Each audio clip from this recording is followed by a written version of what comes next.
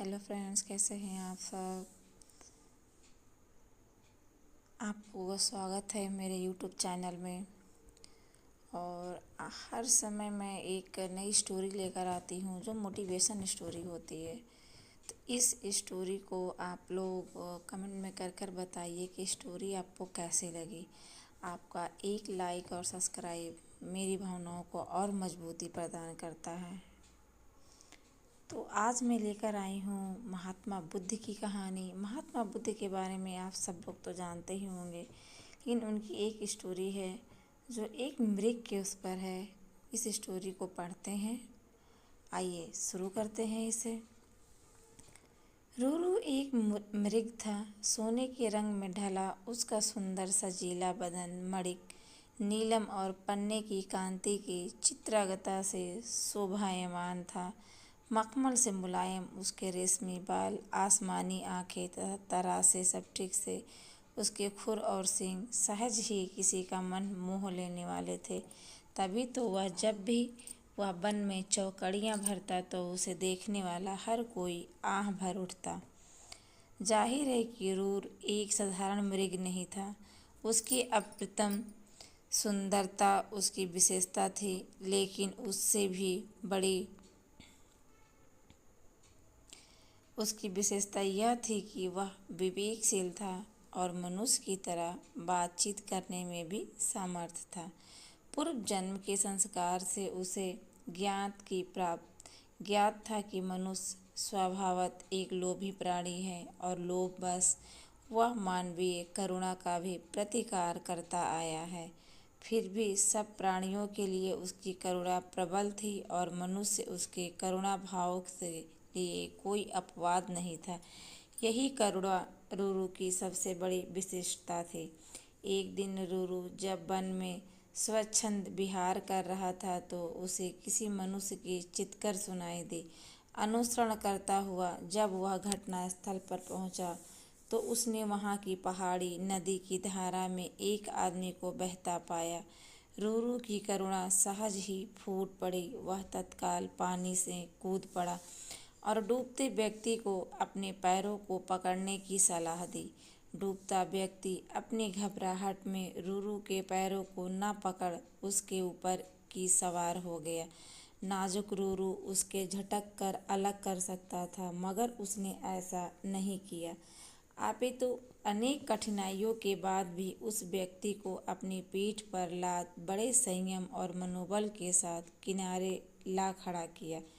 सुरक्षित आदमी ने जब रूरू को धन्यवाद देना चाहा तो रूरू ने उससे कहा, अगर तू सच में मुझे धन्यवाद देना चाहता है तो यह बता, किसी को ही नहीं बताना चाहिए कि तूने एक ऐसे मृग द्वारा पुनर्जीवन पाया है जो एक विशिष्ट स्वर्ग मृग है, क्योंकि तुम्हारी दुनिया के लोग जब मेरे अस्तित्व को जानेंगे तो वे निसंदेह मेरा शिकार करना चाहेंगे।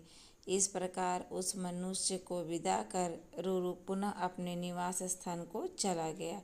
कालांतर में उस राज्य की रानी को एक स्वप्न आया।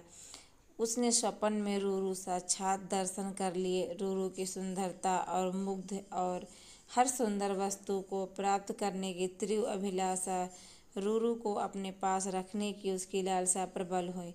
तत्काल उसने राजा से रूरू को ढूंढ लाने का आग्रह किया। सत्ता में मद में चूर राजा उसकी याचना को ठुकरा नहीं सका। उसने नगर में ढिंढोरा पिटवा दिया कि जो कोई भी रानी द्वारा कल्पित मृग को ढूंढने में सहायक होगा उसे वह एक गांव तथा 10 सुंदर युवतियां पुरस्कार में देगा।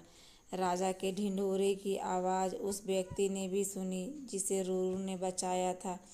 उस व्यक्ति को रूरू का निवास स्थान मालूम था। बिना एक क्षण गंवाए वह दौड़ता हुआ राजा के दरबार में पहुंचा। फिर हाँफते हुए उसने रूरू का सारा भेद राजा के सामने उगल दिया।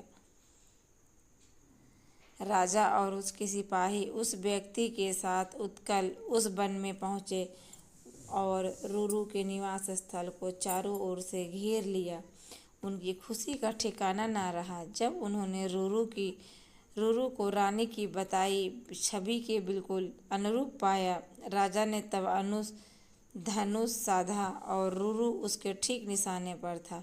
चारों तरफ से घिरे रूरू ने जब राजा को मनुष्य की भाषा में यह कहा कि राजन, तुम मुझे मार डालो, मगर उससे पहले यह बताओ कि तुम्हें मेरा ठिकाना कैसे मालूम हुआ। उत्तर में राजा ने अपने तीर को घुमाते हुए उस व्यक्ति के सामने रोक दिया जिसकी जान रूरू ने बचाई थी। रूरू के मुख से तभी यह वाक्य हालत फूट पड़ा, निकाल लो लोमड़ी के कुंदे को पानी से, न निकालना कभी एक अकृतज्ञ इंसान को। राजा ने जब रूरू से उसके संवाद का आशय पूछा तो रूरू ने राजा को उस व्यक्ति के डूबने और बचाए जाने की पूरी कहानी कह सुनाई। रूरू की कारण राजा की करुणा को भी जगा दिया। उस व्यक्ति की कृतज्ञता पर उसे रोष भी आया।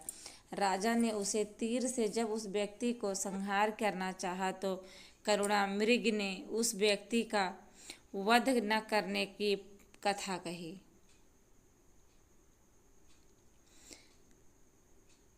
रूरू की विशेषताओं से प्रभावित राजा ने अपने आप अपने राज्य में आने का निमंत्रण दिया।